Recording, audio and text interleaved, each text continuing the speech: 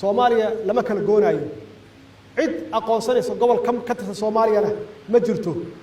laakiin dhalinyarada iyo shacabka un baa waqti laga luminaya waxay maraysaa maanta 30 sano maraysaa madaxweyne Farmaajo ayaa garab istaag u muujiyay walaalkiis madaxweyne Xasan Sheekh Maxamuud Farmaajo ayaa sheegay in qadiyadda Soomaalinimada aan marnaba laga marin wuxuuna si cad u sheegay ama runtii u sheegay hogaamiyaasha Soomaaliland uu yiri 34 sano ayaad been u sheegayseen ummadda Soomaaliyeed intan ka badan la idinka yeelimayo madaxweyne Farmaajo ayaa si adag ama si cad wuxuu garab istaag ugu muujiyay madaxweyne Xasan Sheekh Maxamuud khilaafka mucaaradnimada iyo wax walba meel aan iska dhignaa ayuu leeyahay madaxweyne adiga ayaan ku garab taaganahay sharafkaaguna waa sharafkayga madaxweyne Farmaajo hadalka ka soo yeeray aad ayaa loogu riyaaqay ummadda Soomaaliyeedna waa soo dhaweeyeen madaxweyne Xasan Sheekh ayaa habeenkii xalay wuxuu kulan la qaatay hogaamiyaasha mucaaradka laakiin Farmaajo kulankaasi kuma jirin Farmaajo wuxuu ku maqan yahay dalka dibadiisa laakiin wuxuu si cad u sheegay inuu garab taagan yahay madaxweyne Xasan Sheekh oo wax walba kala shaqeyn doono Xasan Sheekh ayaa laftirkiisa si toos ah qadka telefoonka kula hadlay madaxweyne Farmaajo oo uu ka codsaday in dalka lala badbaadiyo isla markaana Farmaajo waxa uu si cad u sheegay inuu garab taagan yahay Farmaajo talaabada uu qaaday ma ka filanaysay aragtidaadana la wadaag bal in yar waxaan rabaa inaan ku deeyo codka madaxweyne Farmaajo oo si cad runta ugu sheegaya hogaamiyaasha Soomaaliland qaybta dambe se khudbad dheer uu Farmaajo ku jeedinayo in aan la aqoonin Soomaaliya nimanka Yahuuda inaanay Soomaaliya aqoonsaneen ee Soomaali ay yihiin dad qable ayuu Farmaajo sheegaya khudbada qaybta dambe ayaan kula wadaagayaa muuqaalka si shirgaray saaxiibada gaarsi aad baad u mahadsan tahay cid aqoonsanayso gobol ka tirsan Soomaaliyana ma jirto Soomaaliya lama kala goonayo cid aqoonsanayso gobol ka tirsan Soomaaliyana ma jirto laakiin dhalinyarada iyo shacabka un baa waqti laga luminaya waxay maraysaa maanta 30 sano maraysaa Soomaaliland madaxdeedana wax walba waa sameeyeen meel walbana waa u galeen sida ku hilaayeen aqoonsi macnaheedu waxay tahay dawlad Afrika ka tirsan oo la kala goonayo ma jirto maxaa yeelay Afrika oo dhan yaa fragile haddii la kala gooyo Afrika oo dhan baa kala tagaysa waxay leeyihiin wadan walba grievance iyo dib baa ka jira dib qabiil baa ka jira dib diin ayaa ka jira dib juqraafi ayaa ka jira waxa soo dhan anagu ma qabno haddaan nahay Soomaali ninka Soomaaliyeed oo raas Kambooni jooga hadduu saylac tago waa wadalkiisii way cid ka garanaysa ma jirto saas darteed waa ku khasbannahay inaan midowno inaan soo imaano waqti waa naga lumay waa dhab inta ay maqan yihiin annaga waxba naga maqan wax muhiim ah yaa naga maqan iyaguna ma istaagi karaan annaguna ma istaagi karno xaqiiqatan waxa kala haayo waxay tahay madaxda iyo siyaasiyiinta kala haayo ummadda shacabku waa dad waala ah wax dhibaato ah oo ka dhaxeeya malaha waxa loo baahan yahay madaxdu inay isu yimaadaan waxaan uga digayaa wadamada shisheeye inaysan ku xadgudbi karin qarannimada iyo midnimada Soomaaliyeed waxa laga faa'iideysanayaa qaybsanaanshaheena inaan qaybsannahay iyo ka faa'iideysanayaan waxay ka faa'iideysanayaan tabardarradeena ka faa'iideysanayaan laakiin wallahi ma yaqaanaan Soomaali ma yaqaanaan dadka Soomaaliyeed duruuf kasta ay ku jiraan dib walba ay ku jiraan waa dad adag dadka Soomaaliyeed waa dad damiir leh dad raqiisa ma aha Soomaaliya waxay diyaar u tahay maalgashi Soomaaliya diyaar waxay u tahay maalgashi iyo ganacsi ay la wadaagto wadamada caalamka si kastaba ahaatee cid kasta oo doonaysa inay maalgashato Soomaaliya waa inay ogolaansho rasmi ah ay ka hesho hay'adaha dastuuriga ah ee dawladda federaalka ah waxaan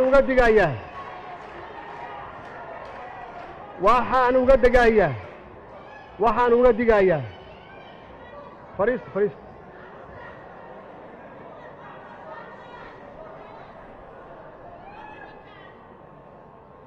waxaan uga digayaa wadamada iyo shirkadaha shisheeye inaysan ku xadgudbi karin qarannimada iyo midnimada Soomaaliyeed dadka Soomaaliyeed duruuf kasta ay ku jiraan dib walba ay ku jiraan waa dad adag dadka Soomaaliyeed waa dad damiir leh dad raqiisa ma aha dad qiimo ku fadhiya ma aha dadka Soomaaliyeed waa dad qiimeeya dalkooda qiimeeya oo wadaniyiina dadka Soomaaliyeed waxa weeye waa dad u taagan inay difaacaan dalkooda oo aysan ogolaanayn marnaba aysan ogolaanayn hal taaka dhulkooda ka mid ah in si xun ku baxo qof walba oo Soomaali ah uu istaago inuu dhiigiisa iyo dhaqaalihiisa uu ku bixiyo markaas waxaan sheegan karnaa dawladdiina soo fargelisa ama shirkadaha soo fargeliya inaan raahno war annagana ma soo fargelin kartaan ma la fargeliyo dawladaha kale oo caalamka ku nool wax kale ma aha waxa laga faa'iideysanayaa qaybsanaanshaheena inaan qaybsannahay iyo ka faa'iideysanayaan waxay ka faa'iideysanayaan tabardarrideena ka faa'iideysanayaan laakiin wallaahi ma yaqaanaan Soomaali ma yaqaanaan Soomaali waa dad qab leh Soomaali waa dad damiir leh weey Soomaali waa dad wadaniyad leh weey waa la macaamilayna cid kastoo nala macaamisha waa ogolna xiriir wanaagsan inaan la yeelano cid walba laakiin jidka saxa soo mara oo hana quursanina oo hana qabjabinina Soomaali dad qab leh weey wayna ogaadaan waa ogolnahay maalgashi waa ogolnahay wada shaqayn laakiin nidaamka caalamka soo raaca oo nagula shaqeeya yuhuud iyo nasaaro barhaale kaama noqonayaan ilaa ay diintooda kuugu marti qaadaan waa alla hadalkiisa waaye marka wax la yaab leh oo nagu cusub ma aha waxaase la yaab leh walaalaha oo aan rabaa inaan baaqnaba u diro intaan su'aashaada u soo noqon walaalaha Somaliland muxuu ahaay rumaystay Netanyahu hadalkiisa rumaystay ayaan rabaa inaan iraahdo walaalayaalow isdajiya waxyaabaha qatarta oo diinta looga baxaya ha ku dhaqaaqina waxaan rabaa inaan madaxweynaha khudbadiisa wax yar idinka iraahdo waa u soo noqonaya waan xasuusanahay su'aashaada madaxweynaha Jamhuuriyadda Federaalka Soomaaliya dhibaatada ugu weyn asaga ku adalka adinka hadda Somaliland yuhuud aqoonsatay ka hadlaysiin Jubbaland iyo Puntland ayaa wadada ku jira oo ay sidaas oo kale loo rabaa in la fasahaadiyo oo ay muxuu ahay ay dhibaato ka soo gaadho ayaa suurtagal ah cadaadiska uu ku haayo iyo sidoo uu ignoorareynayo iyo sidoo uu hadlayo xataa markii hadda isqudbeynay uu ka hadlayay inuu yiraahdo gobolada dalka inay yiraahdo moogi inuu yiraahdo Puntland iyo Somaliland hanagala shaqeeyaan inuu yiraahdo waa ka xishoonay marka waxaan leeyahay madaxweynuhu waxaan diyaar u nahay anagoo aan raali ka ahayn yuhuud waxyaabaha ay nagu la kacdo madaxweynuhu asaga ayaa carqalad ku ah wadanka ha iska casilo xilka iska casilo laba goor ayaa crisis asaga korkiisa aan ku galnay waa markii Ethiopia ay badeen sheegnaysay waa marka labaad waa tan hadda maanta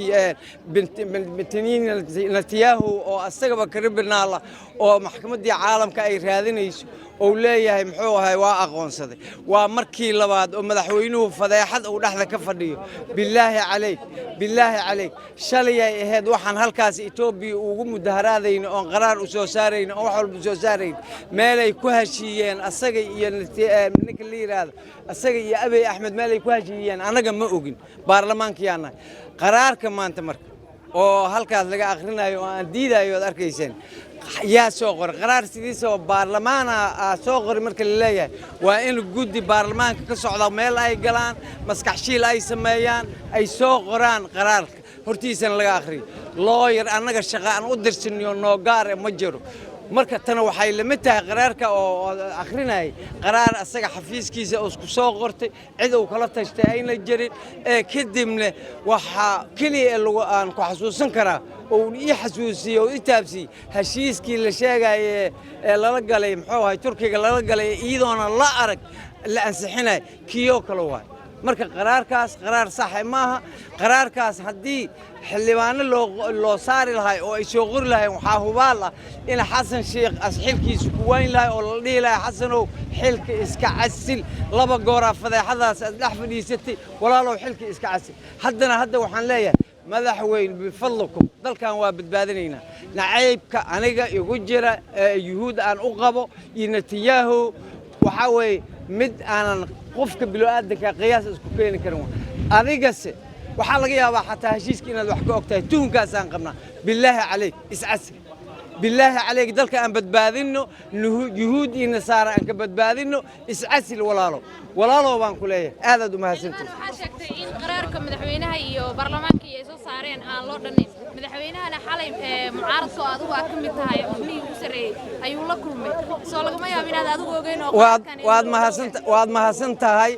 annaga haddaan nahay xildhibaanada mucaaradka madasha naguma matasho madasha haddii aynan dhehaynin maxaa madaxweyne aad noogu yeertay borogaraamka noo sheeg haddaynan dhehaynin xildhibaanada federaalka ee mucaaradka ee aan ka mid ka ahay oo weliba 5 qof oo mucaaradka guddiga u ah aan ka mid ka ahay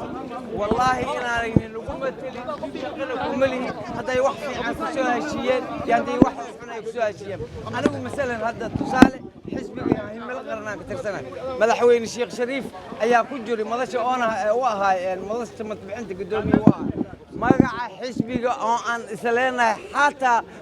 naguma matalin kaligiisay gooni u ahayd inaan dalkan badbaadinaa naga go'on عدة نمك الله بحيس متبحنته أنا وهذا نهاي معارض كي حلي بانا نقول مثلا تيجي حالي without program كهاي without agenda هاي وقلت جن مدحوين حسن شيخ نقول مثلا هذا ما سنتي